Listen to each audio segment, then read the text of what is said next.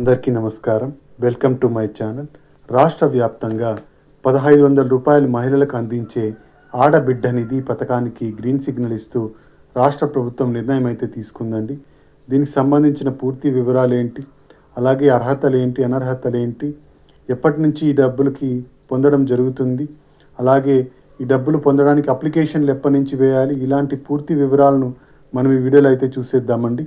మీరు ఇంతవరకు నా ఛానల్ సబ్స్క్రైబ్ చేసుకున్నట్టయితే దయచేసి సబ్స్క్రైబ్ బటన్ పైన క్లిక్ చేసి గంట సింబల్ పైన ప్రెస్ చేసి ఆల్ పైన క్లిక్ చేయండి. దీనివల్ల నేను చేసే ప్రతి వీడియోకి నోటిఫికేషన్ మీకు అందుతుంది. ఏపీ ప్రభుత్వ పథకాలకు సంబంధించిన ఏ సమాచారాన్ని మీరు మిస్ అవ్వకుండా ఉంటారు. లైక్ చేయండి, షేర్ చేయండి, వీడియోని ఎక్కడా స్కిప్ చేయకండి, చివరి వరకు చూడండి. దీనివల్ల ఇంపార్టెంట్ పాయింట్స్ మిస్ అవ్వకుండా ఉంటారు. ఇక ఆలస్యం చేయకుండా వీడియోలోకి అయితే వెళ్ళిపోదాం. రాష్ట్రంలో ఉన్న మహిళలను ఆర్థికంగా బలోపేతం చేసే దిశగా మన రాష్ట్ర ప్రభుత్వం, కూటమి ప్రభుత్వం తీసుకొచ్చిన పథకమే ఈ ఆడబిడ్డ నిధి పథకం. ఎన్నికల మేనిఫెస్టోలో చంద్రబాబు నాయుడు గారు ప్రకటించడం జరిగింది. గెలుపుని పొందినట్టయితే ప్రతి మహిళకు నెలకు 1500 రూపాయల చొప్పున అందిస్తాము అంటే సంవత్సరానికి 18,000 రూపాయలు ఆర్థిక సాయాన్ని అందిస్తాము అని అయితే చెప్పడం జరిగింది.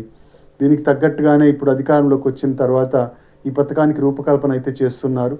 దీనికి సంబంధించిన విధి విధానాలను అయితే చేయడం జరుగుతోందన్నమాట. అతి త్వరలోనే ఈ పథకానికి అప్లికేషన్ల స్వీకరణ అయితే ఉండబోతోందని మన రాష్ట్ర ముఖ్యమంత్రి చంద్రబాబు నాయుడు గారు అయితే చెప్పడం జరిగింది. అయితే ఎప్పటి నుంచి ఈ అప్లికేషన్ల స్వీకరణ ఉండబోతోంది అంటే, ఈ అప్లికేషన్ల స్వీకరణ మార్చి నెల చివరి వారం నుంచి ఉండబోతోందండి. మార్చి నెల చివరి వారంలో ఈ ఆడబిడ్డ నిధి పథకానికి అప్లికేషన్లు తీసుకోవడం జరుగుతుంది. దాన్ని ప్రాసెస్ చేసి ఏప్రిల్ మీద మే నెలలో డబ్బులను అయితే వేయడం అయితే జరుగుతుందండి. మనకు మార్చి నెల వచ్చేసి ఆర్థిక సంవత్సరం ముగుస్తుంది. ఆర్థిక సంవత్సరం ముగిసినప్పటి నుంచి మనకి అప్లికేషన్ల స్వీకరణ తీసుకొని వచ్చే సంవత్సరం అంటే 2026 ఆర్థిక సంవత్సరానికి డబ్బులను అయితే వేయడం అయితే జరుగుతుందండి. గతంలో తల్లికి వందనం పథకంలో జరిగిన పొరపాట్లేవి ఇప్పుడు జరగకోకుండా ప్రభుత్వం చర్యలు అయితే తీసుకుంటుందన్నమాట. తల్లికి వందనం పథకంలో మొదటగా కొంతమందికి మాత్రమే డబ్బులు రావడం జరిగింది, ఇంకొంతమందికి అయితే రాలేదు. అయితే ఇటువంటి పొరపాట్లు మళ్ళీ జరగకూడదనే ఉద్దేశంతో రాష్ట్ర ప్రభుత్వం సూచనలు అయితే తీసుకుంటుందండి. ఈ సూచనల ద్వారా ప్రభుత్వం కొన్ని నిర్ణయాలను తీసుకొని ప్రభుత్వం ఈ డబ్బులను అయితే విడుదల చేయడానికి సన్నద్ధమవుతోందండి. తల్లికి వందనం పథకం ద్వారా ప్రతి విద్యార్థికి 13,000 రూపాయల సాయాన్ని అయితే అందించడం జరిగింది. ఒకరుంటే 13,000 రూపాయలు, ఇద్దరుంటే 26,000 రూపాయలు, ముగ్గురుంటే 39,000 రూపాయలు, ఈ విధంగా విద్యార్థులందరికీ సహాయాన్ని అయితే అందించడం జరిగింది. అలాగే ఉచిత బస్సును మహిళలకు అందించడం జరిగింది. ఇప్పుడు దివ్యాంగ సోదరులకు కూడా ఉచిత బస్సు సౌకర్యాన్ని అయితే కల్పిస్తున్నారు. ఇక అంతేకాకుండా అతి ముఖ్యమైన పథకం అన్నదాత సుఖీభవ పథకాన్ని కూడా తీసుకురావడం జరిగింది. ఈ విధంగా ఒక్కొక్క పథకాన్ని తీసుకొస్తున్న మన కూటమి ప్రభుత్వం ఈ ఆడబిడ్డ నిధి పథకాన్ని కూడా తీసుకురావడం కోసం నిర్ణయం అయితే తీసుకుందండి. మార్చి నెల 4వ వారం నుంచి చివరి వారం నుంచి అప్లికేషన్ల స్వీకరణ అయితే ఉండబోతోందన్నమాట. అయితే ఈ అప్లికేషన్లు అప్లై చేయడానికి అర్హతలు ఏమేమి ఉండాలి అంటే, ఆడబిడ్డ నిధి పథకానికి అర్హతలు వచ్చేసి మహిళకు 18 సంవత్సరాల నుంచి 59 సంవత్సరాల మధ్య వయసు ఉండాలి, హౌస్ హోల్డ్ మ్యాపింగ్లో మ్యాప్ అయి ఉండాలి, ఏపీలో స్థిర నివాసం ఉండాలి, అలాగే 6 స్టెప్ వెరిఫికేషన్ ద్వారా చెక్ చేయడం జరుగుతుంది, ఆంధ్రప్రదేశ్ అడ్రస్తో కలిగి ఉన్న ఆధార్ కార్డు కలిగి ఉండాలి, తెల్ల రేషన్ కార్డు కలిగి ఉండాలి, బ్యాంకు లేదా పోస్ట్ ఆఫీస్ అకౌంట్లో రెండిట్లో ఏదో ఒక అకౌంట్ అయితే ఉండాలండి. ఈ విధంగా మనకు అర్హతలు అయితే ఉన్నాయి. అయితే మనకు కావాల్సిన డాక్యుమెంట్స్ ఏంటి అప్లై చేయడానికి అంటే, డాక్యుమెంట్స్ వచ్చేసి ఆధార్ కార్డు కలిగి ఉండాలండి. ఆధార్ కార్డులో ఆంధ్రప్రదేశ్ అడ్రస్ ఉండాలి, రేషన్ కార్డు కలిగి ఉండాలి, రేషన్ కార్డులో మహిళకు ఈకేవైసీ ప్రక్రియ అనేది పూర్తి అయి ఉండాలి. మనకు కేంద్ర రాష్ట్ర ప్రభుత్వాలు నిర్ణయించడం జరిగిందండి, రేషన్ కార్డుకి ఈకేవైసీ ప్రక్రియ ఖచ్చితంగా పూర్తి చేయాలని అయితే చెప్పడం జరిగింది. అయితే ఇప్పటికీ చాలామంది ఈకేవైసీ ప్రక్రియను అయితే పూర్తి చేయలేదు. మీరు ఇంతవరకు ఈకేవైసీ ప్రక్రియ పూర్తి చేయనట్టయితే ఇప్పటికీ అవకాశం ఉందండి. మీ దగ్గరలో ఉన్న రేషన్ దుకాణానికి వెళ్ళి అక్కడ మీరు ఈకేవైసీ ప్రక్రియను అయితే పూర్తి చేయొచ్చు, లేదా మీరు సచివాలయంకి వెళ్ళి అక్కడ కూడా ఈకేవైసీ ప్రక్రియను అయితే పూర్తి చేయొచ్చు. కాబట్టి ఈకేవైసీ ఉన్న మహిళలకు మాత్రమే ఈ డబ్బులు అయితే పడడం జరుగుతుంది. ఇక నెక్స్ట్ వచ్చేసి బ్యాంక్ అకౌంట్ అండి. బ్యాంక్ అకౌంట్ లేదా పోస్ట్ ఆఫీస్ అకౌంట్ రెండిట్లో ఏ అకౌంట్ ఉన్నా పర్వాలేదు. అయితే ఈ అకౌంట్కి ఎన్పిసిఐ లింకింగ్ అనేది ఖచ్చితంగా అవసరం. మీ ఆధార్ కార్డుకి మీ బ్యాంక్ ఖాతాను అనుసంధానం చేసుకోవడాన్ని ఎన్పిసిఐ లింకింగ్ అంటారు. ఈ ఎన్పిసిఐ లింకింగ్ ద్వారా మాత్రమే మీకు డబ్బులు డైరెక్ట్గా డీబీటీ పద్ధతిలో డైరెక్ట్ బెనిఫిషియరీ ట్రాన్స్ఫర్ పద్ధతిలో మీ అకౌంట్లోకి అయితే చేరడం జరుగుతుంది. ఇంకా క్యాస్ట్ సర్టిఫికేట్ లేదా ఇన్కమ్ సర్టిఫికేట్ రెండు కావాలండి. క్యాస్ట్ ఇన్కమ్ రెండు కావాలి. ఫోన్ నంబర్ ఖచ్చితంగా ఉండాలి. ఆధార్ లింక్ అయిన ఫోన్ నంబర్ ఖచ్చితంగా ఉండాలి. ఈ విధంగా డాక్యుమెంట్స్ అన్నిటినీ మీరు సబ్మిట్ అయితే చేయాల్సి ఉంటుందన్నమాట. మరి కుల మతాలకు సంబంధించిన ఏదైనా పట్టింపు ఉందా అంటే అలాంటిది ఏమీ లేదండి.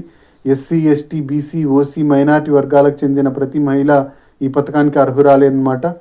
ఇక అనర్హులు ఎవరు అంటే ఎన్టీఆర్ భరోసా పెన్షన్ తీసుకుంటున్న మహిళలు ఈ పథకానికి అనర్హులండి. ఎవరైతే వితంతు పెన్షన్, దివ్యాంగ పెన్షన్, అలాగే ఒంటరి మహిళా పెన్షన్ తీసుకుంటున్న మహిళలు ఉన్నారో ఆ మహిళలందరూ ఈ పథకానికి అనర్హులు. ఎందుకంటే వాళ్ళకి ఆల్రెడీ నెలకు 4,000 రూపాయలు పెన్షన్ ద్వారా అందించడం జరుగుతుంది కాబట్టి మళ్ళీ ఆడబిడ్డ నిధి పథకం ద్వారా వాళ్ళకు సహాయాన్ని అయితే అందించడం జరగదు. దీనివల్ల ప్రభుత్వానికి భారం తగ్గడం జరుగుతుంది కాబట్టి కేవలం ఈ పెన్షన్ రాని మహిళలకు మాత్రమే ఈ పథకం అయితే అమల్లోకి రాబోతోందన్నమాట. ఇక ఈ పథకంకి అప్లై చేసిన తర్వాత మీకు 6 స్టెప్ వెరిఫికేషన్ ద్వారా వెరిఫికేషన్ చేయడం జరుగుతుందండి.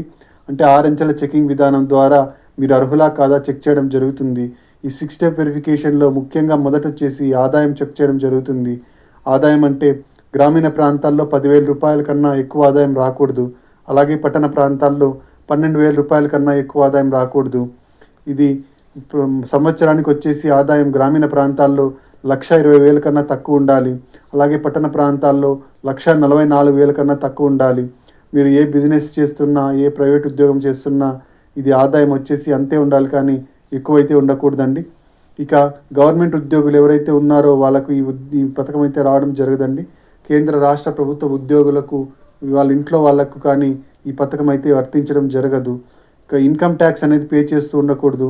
ఇన్కమ్ ట్యాక్స్ పే చేస్తున్న వాళ్ళు మనకు ఎవరైతే ఉన్నారో వాళ్ళు బిలో పావర్టీ లైన్ కిందికి రారనమాట. వాళ్ళ ఆదాయం ఎక్కువగా ఉంటుంది కాబట్టి వాళ్ళకు కూడా ఈ పథకం అనేది వర్తించడం జరగదు. ఇక కరెంట్ వచ్చేసి 300 యూనిట్ల కన్నా తక్కువే ఉండాలి, కానీ 300 యూనిట్ల కన్నా ఎక్కువైతే ఉండకూడదండి. దీన్ని ఆ సంవత్సర సరాసరి తీసుకోవడం జరుగుతుంది. 300 యూనిట్ల కన్నా తక్కువ ఉండాలి. ఇక ఇంటి అవసరాల కోసం కార్ అనేది ఉండకూడదన్నమాట. కేవలం ట్యాక్సీకి, ట్రాక్టర్కి మినహాయింపు ఇవ్వడం జరిగింది. ఇక వ్యవసాయ భూమి వచ్చేసి 3 ఎకరాల మాగాని 7 ఎకరాల మెట్ట ఉండాలి. అంతకన్నా తక్కువే ఉండాలి, కానీ ఎక్కువైతే ఉండకూడదండి. ఇక పట్టణ ప్రాంతాల్లో భూమి వచ్చేసి 1000 చదరపు అడుగుల కన్నా లోపు ఉండాలి, కానీ అంతకన్నా ఎక్కువ ఉండకూడదు. ఈ విధంగా 6 స్టెప్ వెరిఫికేషన్ ద్వారా మీ అర్హతను అయితే పరిశీలించి మీకు అన్ని అర్హతలు ఉన్నట్టయితే ఏప్రిల్ లేదా మే నెలలో మీ అకౌంట్లోకి డైరెక్ట్గా డబ్బులు అయితే వేయడం జరుగుతుంది. నెలకు 1,500 రూపాయలు ఈ పథకం ద్వారా మీకు అందించడం జరుగుతుంది. ఇదండి మనకు ఆడబిడ్డ నిధి పథకానికి సంబంధించిన సమాచారం. మీరు ఇంతవరకు నా ఛానల్ని సబ్స్క్రైబ్ చేసుకున్నట్టయితే దయచేసి సబ్స్క్రైబ్ బటన్ పైన క్లిక్ చేసి గంట సింబల్ పైన ప్రెస్ చేసి ఆల్ పైన క్లిక్ చేయండి. లైక్ చేయండి, షేర్ చేయండి. Thanks for watching.